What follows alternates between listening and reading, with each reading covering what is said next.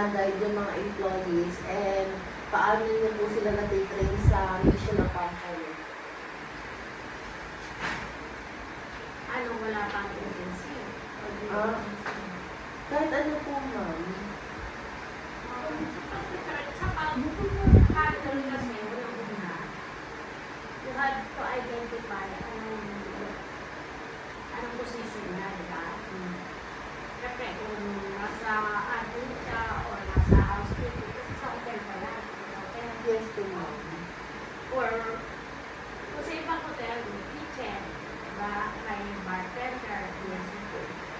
Kung ano yung nais niya sa hindi mo pwede ilagay yung window sa bartender. Number one is, kumbaga, ano ba yung scope of the work? Kailangan ma-identify. Alam din yung employee na yun ang trabaho niya. Kung ano naman, kung sakali man sabihin mo nila, marunong ako yun. At the first day of report na, hindi ko pwede. Dahil pakikita mo how he or she react to the situation. Kasi housekeeping, ilagay mo siya dito sa front desk. Ano ba unang-unang kailangan mo gawin? Yes. One set, ilagay ka na. Sa akin, sa front desk, walang doctor dito. Good evening, kami lahat. Morning. Ito, natitrain sila na how to welcome. Kailangan welcome yung dating nila. How they dress, how they paano nga yung combination sa sabi nila na nakukuha nyo yung yung reaction ng customer kung gusto magtanong, bigyan mo sila laging Satisfaction po, yes. Kailangan hindi lang satisfaction, yung magkaroon sila ng knowledge about me. Kaya naman sa supplier, since na may online yun, siyempre, we have to make sure na magkakaroon lagi kami ng ano ba tawag ko? Deliver po. Deliver. And at staff, dapat, pag 25% na lang staff, we have to order. So, kailangan, we need to know kung sino yung pinakamaganda ang price na nagkakaroon ng yung mga contract online or have to take up sa store nila. Meron kasi yung na-offer din ang online. Pero have to make sure kung ang quality ay maganda. Especially yung mga guest kit, yung mga ginagamit ng housekeeping, ginagamit ng dito sa front desk, at saka yung office supplies. Diba? Number one is yung guest kit natin, at saka yung mga supplies sa room. Diba? You have to know i-consider mo din yung pricing.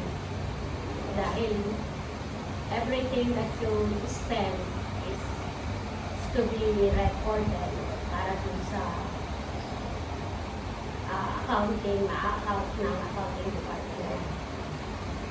Sa mga supplies is usually ang mabilis na is yung ino-offer mo sa mga things sa guests.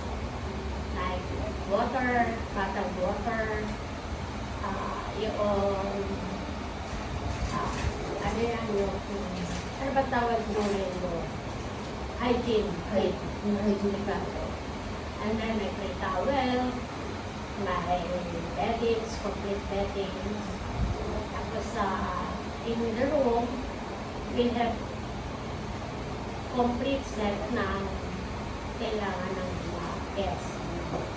We offer also, let's say, water heater, merong heater tayo sa bathroom, tapos tissue paper, and then we also include na they can order food from our kitchen, diba? And delivery in their home. Depends upon 24 hours a day. Ayan, so satisfaction ng customer is always being prioritized. Ang mga guests, if you can see, they will come and go. Pero when the time comes na marirealize mo na lang na ito ay dati na, ang tawag nila ay suke. Dati na kami, diba, they always said,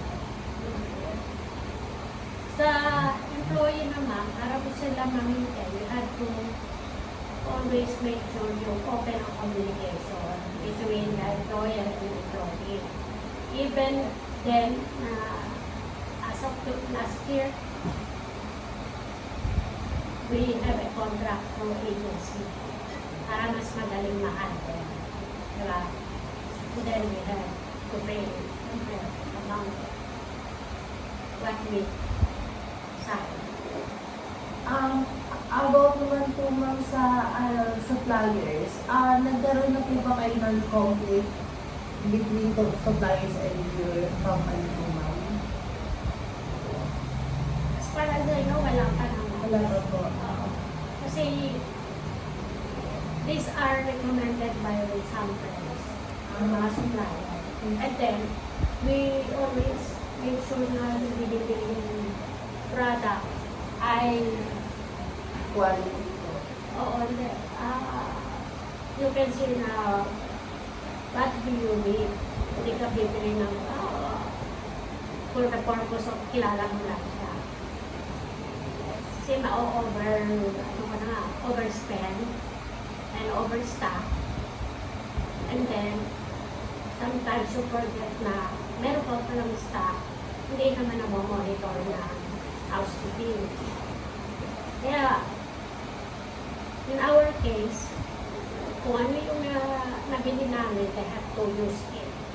And then, yung mga iba naman na old na, they have to remove na sa room para at least satisfy yung client namin.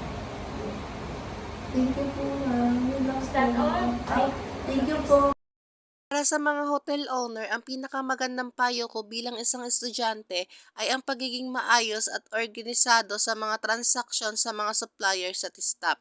Mahalaga ang malinaw na komunikasyon at pagtitiwala. Siguraduhin mayroong maayos na kontrata at kasunduan para maiwasan ang mga hindi pagkakaunawaan. Maging palakaibigan at respetuhin ang lahat ng tao na nakakasalamuha mo sa trabaho. Sa personal kong karanasan, ang pagiging tapat at naging handas na matuto ay nakakatulong sa pagbuo ng magandang relasyon sa mga kasamahan at mga suppliers.